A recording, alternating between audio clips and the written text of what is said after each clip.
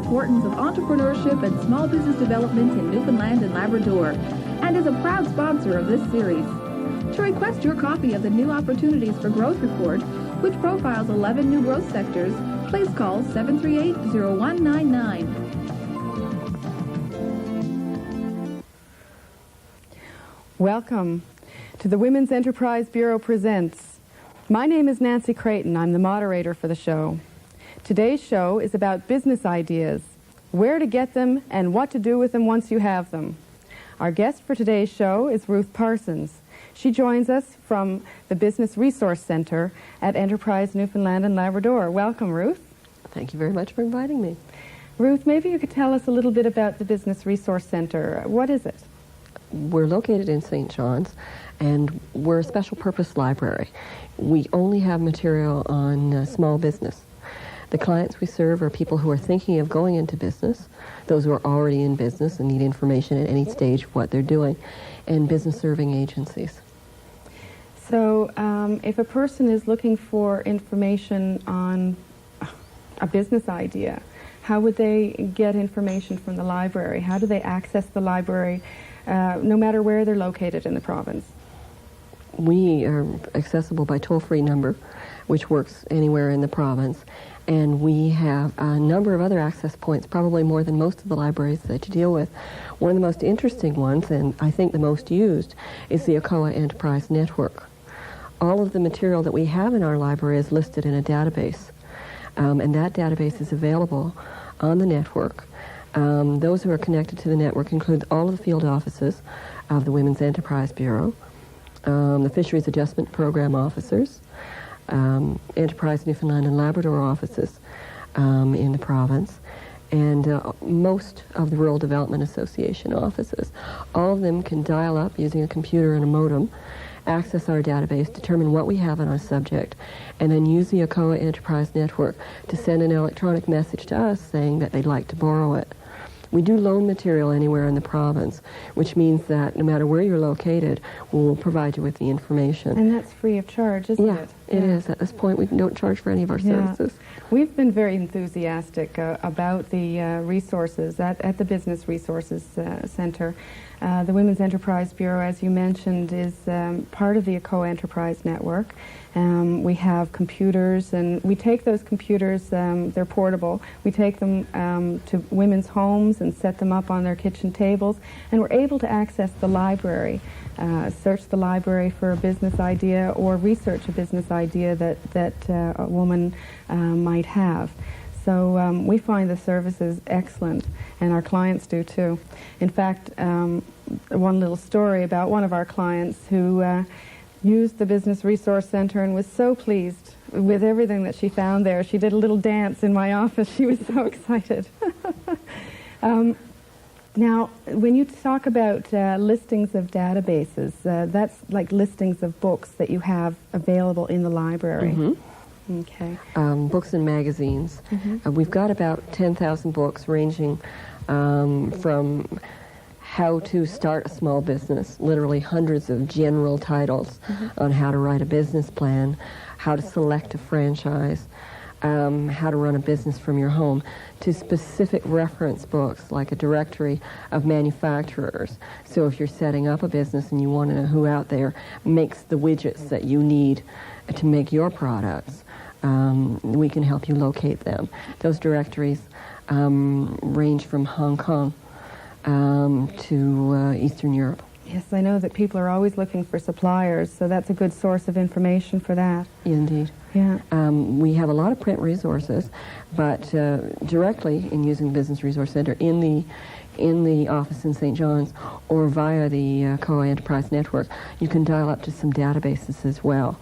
And those databases contain business information, once again, such as suppliers. The ACOA Enterprise Network also has a business opportunities database, which is just in the early stages of listing business opportunities and ideas that are appropriate for Newfoundland.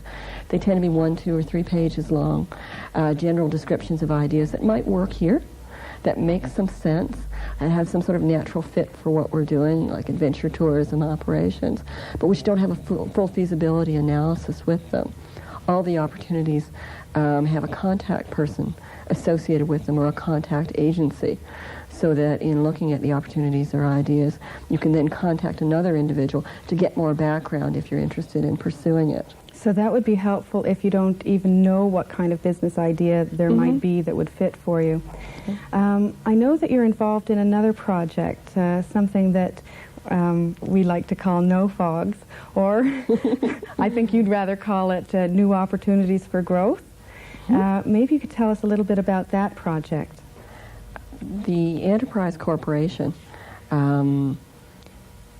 has taken on responsibility for promoting and making its staff aware of the new opportunities for growth that were described in the Strategic Economic Plan released last June. Those are 11 key sectors that were researched via the Economic Recovery Commission in conjunction with key users and key business people who contributed to a series of 12 documents, one overall, and 11 sector reviews. So what are those sectors? The sectors that have been identified are those for which we either have a comparative advantage or which there's some reason that Newfoundland might have the opportunity to grow. They range from aquaculture, that's fish farming, to adventure tourism. Our unique climate and scenery are quite attractive and exciting to others. We're used to it, but it is a wonderful natural advantage. To small-scale manufacturing, things we can do here, and innovative and information technologies. Computer software development is being done from here to the coast of Labrador. And one of the things that's happened in discussing and talking about the sectors within the corporation and the research done by the Economic Recovery Commission, is we started to recognize the contribution to the economy of these different sectors, ones that we sometimes don't think about. We think about ourselves as being involved in fishery, perhaps, or forestry, and there's a lot more happening here. Yeah, just to take one of those opportunities, something like information technologies. I know that in the Bay d'Espoir area, there's some exciting things going on there where they're providing resources, services in editing and so on for people that are located in Toronto. So you can get the information over your phone line, through to your computer, do something with that and add value to it, and then ship it back by the computer over the phone line. And I know that a fellow up in Labrador, Bart Higgins, is also working in this area, information technology. And the way he puts it, I like the way he says it. He says if you cut his phone line and that's going into his building and into his computers, you can almost see the money flowing out. Because there's money there in information technologies. This is something that I think would be of particular interest to women who are used to using computers, because you don't need big muscles to work a computer, do you? No, the investment there is human capital. It's your own intelligence and skills and your willingness to be trained, your willingness to research and find out where the need is, where someone might be who'd buy your product. But in many cases, you don't have to be there. Bart Higgins doesn't have to be in Toronto to make a sale in Toronto. He might have to go there to set up the initial sale. But the research, the work, a lot of it can be done out of the Labrador coast. Great. Now, you were working in the Business Resource Centre for a number of years, I think 5 years? Almost. Maybe you could tell us what are the most common kinds of questions you would get from people coming in? A lot of people come into the Business Resource Center for the first time because they are serious about starting a business, but they've been told they need to write a business plan. And it may be their first experience with planning through the whole process. They've got a good idea. They've got a sense that there's someone out there who'll buy it. There's a potential market, but they've now got to get some numbers to prove to a banker, a financier, or a partner that it's a go. So they come in looking for information on how to write a business plan. And as I said earlier, we've got several hundred books on that subject. But they also want statistics and hard information. How many fitness clubs are there? Who is buying this? What does the average family spend on children's clothing? As an idea of what they might spend in Newfoundland if you started making it, that kind of thing. So people are looking for information that they can use to put their business plan together. Absolutely. Have you had any kind of very strange inquiries? Well, it's fun. People get excited about our Business Resource Center in ways that we don't. We're very used to having a whole range of information there. But we've got books on creative clowning, on how to be a clown and how to run a clown business. We've got directories of amusement industries. So if you, as a magician, want to book yourself in a tour through the United States or Canada, you can get listings of agents and send away your videotape or your resume to them and try and arrange those bookings. So those are fun. And we do have information on worm farming, which I thought was really silly when I started there, but it's perennial. There's money in Every spring them there worms, eh? Yeah, it's really interesting. The high-tech stuff can be really challenging as well. There are people in this province who are working on the space program, who are making money from that, yeah. And did they do some of their research through your library? I expect they did. I'm not sure of the details on that one, but I do know there are people who are looking for markets and contacts, and we can put them in touch with the individuals involved. Great. Yeah.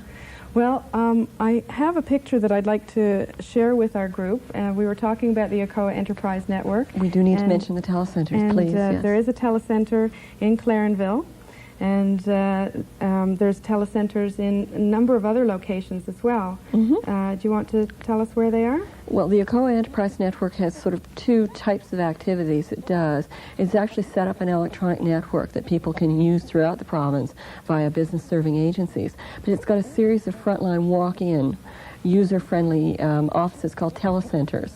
They're very comfortable environments. They're designed to help you as a business person find information. They can hook you up to the Business Resource Center or other information-providing agencies. They've got a small collection of material there, how-to books and reference books, databases of their own, but they also provide computer access. So you can go in there and use WordPerfect or use CorelDRAW to design some of the material you need in promoting your business, or use some of their spreadsheets like Excel or Ronstadt's financials to design your business plan or work through some of the alternative financial scenarios. So CorelDRAW is a software package that you can use to put together your brochures. Graphics. Right. Wonderful graphics capability, yeah. And a spreadsheet would help you put together your financial statements. Yeah. They try to have the software there that's industry standard. And so that when people are starting to get comfortable with software, and they'll help you get oriented to it, they've got the manuals and information and background there, so that when you are using it, you're using software that you might use again, or you might purchase for yourself when and if you automate your own business. There are centers in Bayvert, St. Albans, Fort Towe, Clarenville, and Stephenville, and there's soon to be one in Trepassey. Oh, great. I'd just like to mention before we move on too far that one of the women in that picture, the central woman in the picture, was Claire Smith Murphy, who is our representative in the eastern region, which takes in the Clarenville area. I know that people find the Business Resource Center an excellent resource. And not only do they find it an excellent resource, but the people there are so friendly and so helpful in helping people find the information that they want. I just wanted to let you know that we appreciate it, and I know that our common clients also appreciate the work that you're doing there. And I want to thank you very much for coming on our show. Maybe you'd like to tell people the 1-800 number before we go. 1-800... Go ahead, you know it. 563, what is it? 6366. Thank you. You're welcome. Thank you very much. Well, we're going to take a little break now, and when we come back, we'll be talking to two women who have researched their business idea rather extensively. While we're on our break, you're going to see some numbers, so you might want to get a pencil or pen and a piece of paper and get these numbers down. See you in a minute. The Women's Enterprise Bureau is established to assist you by providing business counseling, information, and advice. With 7 offices around the province, we can help you find the answers to your questions about business ideas and business planning. In addition, the Bureau provides a variety of workshops, seminars, and network sessions, or can provide speakers for your group or organization on entrepreneurship and small business. please contact the Women's Enterprise Bureau in your area for further information. Collect calls are accepted.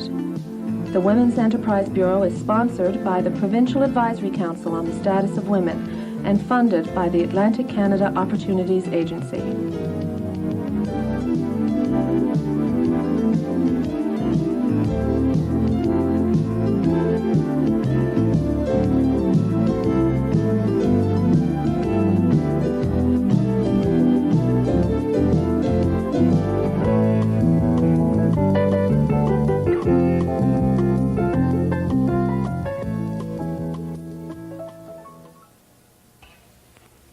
Welcome back to our show, Women's Enterprise Bureau Presents. Today's show is on business ideas, where to get them, and what to do with them once you have them. I'm joined in the studio today by two guests. We have Debbie Toole and Barbara Hoban. Welcome to the show. Thank you. Now, Debbie, maybe you could tell us what kind of operation do you have, and where is it located? It's a retail business, and we specialize in high-quality children's fashions. And we're located on the main highway in Bay Roberts. Oh, great. Yeah, so it's in a very high-profile area there. And where did you ever come up with the idea? Maybe you could take us way back to when you first started thinking about business. Why did you decide you wanted to go into business? Well, we needed a job. That was the first thing. It was the first process. And then we... well, what kind of a job is going to provide two housewives with enough money to pay a babysitter and, in the end, make a profit? Yeah. There wasn't too many jobs available like that, you know. You have to be a skilled person or, you know, university degree of some sort. So you looked at different kinds of job opportunities, and then you decided maybe small business would be a good idea? Yeah, I think that's how we first originally said that, yes, we'd go into a very small business and see how we would go with it. But as we got into thinking about businesses, you know, the first idea was daycare, I believe. Yeah, we had 5 kids between the two of us, and what's a few more anyway. So we thought daycare, we could handle that. Just a few more mouths to feed. That's right. Yeah. And so you started to research that idea, and what happened then? Well, we found out that in order to open and operate your own daycare, you had to be licensed, I believe. Early childhood education. Yes, that was the program you had to take. That would take a 2 years course in not Memorial University. One of the trade schools in town, anyhow. We would have had to travel back and forth. Which wasn't feasible for the two of us. No, for either of us. We both have children, like we said, and at that time, my youngest was not in school, and my husband worked seasonal, and it was just, you know, it just wasn't feasible for us to travel, you know. So then you decided daycare wasn't for you. Right. And you started looking for other ideas. Where did you go to look for ideas? Out my window. No, good place to start. Literally. Yes. We looked around. That was literally, we looked around our own community and what was needed. Recycling was a big part, you know, for the two of us, was on our minds. And gee, you know, we could use it out here in the Bay Roberts area. So we thought we might be able to do something with recycling. Well, we researched that idea. Thinking we could get contracts or, you know, similar something like that with the different department stores to collect their cardboard, which is recyclable. And when we called Nova Recycling and saw what they paid for a ton of cardboard, it wasn't feasible for us to do that.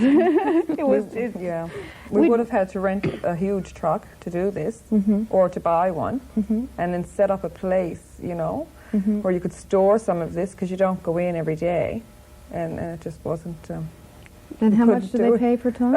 I think it was something like $20. $20 a ton, something like that. We just I don't remember now. That's we a lot of cardboard. Right there and then. I can't even imagine that much cardboard. No, not a ton, you know.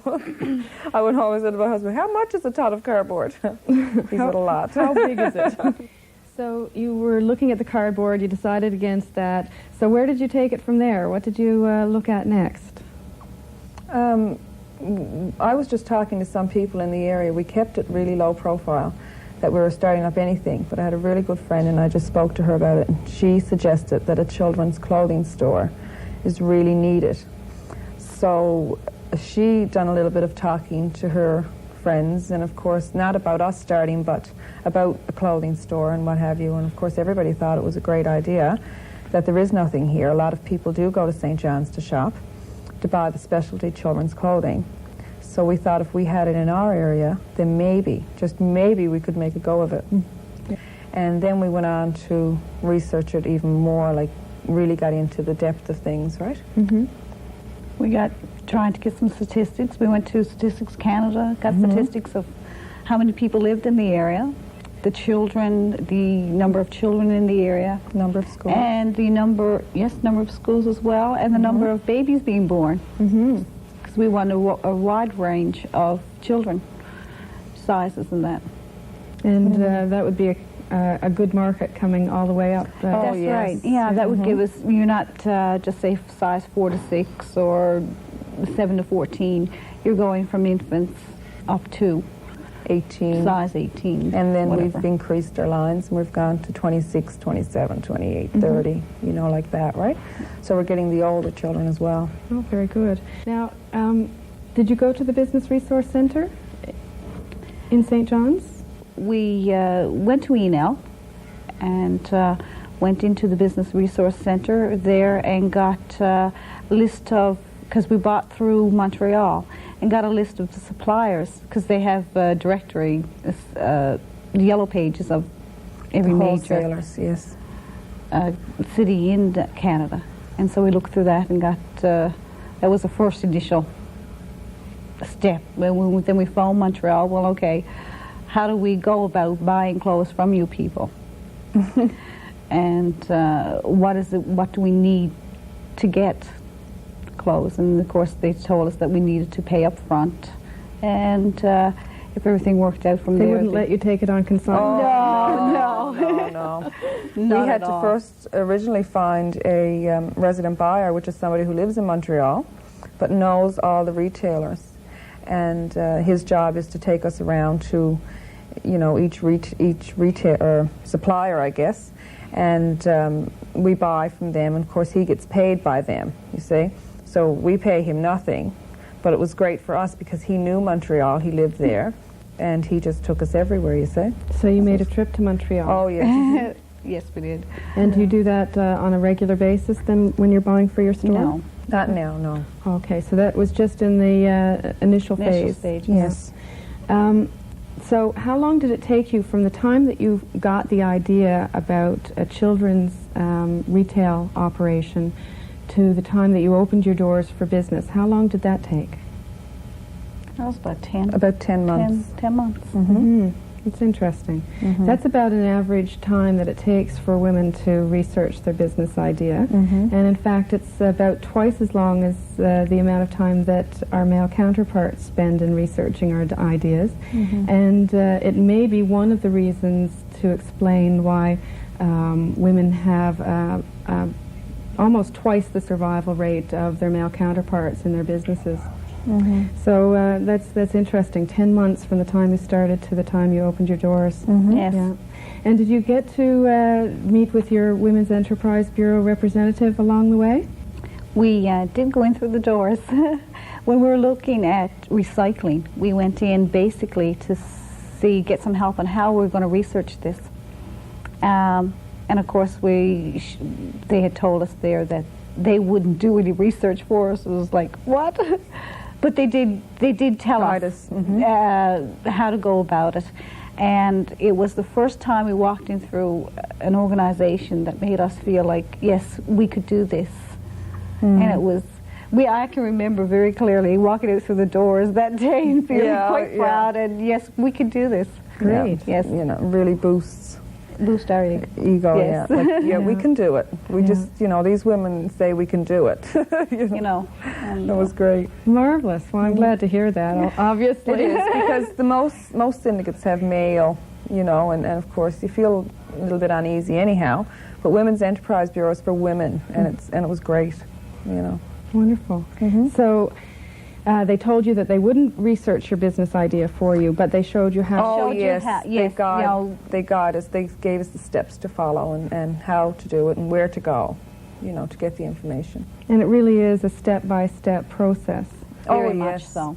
Did you feel frustrated in the whole process? Did you figure at some point that it just wouldn't happen for you? A lot of times, Yeah, many times it was just so much running around. You thought you had it done, and it was questions needed to be answered, and it was right back at it again. It was many times I wanted to put it down, Debbie was up about it, or if Debbie wanted to put it down, I was up about it. That's one of the the good things about a partner. You just when one wants to throw it down, the other one's just right. Oh no, we can do it. We're doing fine. Just hang in there, Yeah. And it all worked out. Yeah, I did want to ask you about partnership because you are partners. What are some of the advantages of being of having partners? You mentioned that you kind of counterbalance each other. When one is down, the other one's up and keeps it That's going. right. And so for motivation purposes, it's good. What other aspects of having a partner has been good for you? We share the workload. Obviously, we share the a plus. responsibilities Yes. too, and the worries. And if there's a concern, when you have someone to discuss those concerns with that's going through the exact same thing. And we usually come to a solution that's eases us both. Yeah. We're quite calm with it and say, okay, yeah, we can get through Yeah, this we can little do this. hurdle, Yeah. because there's a lot of hurdles.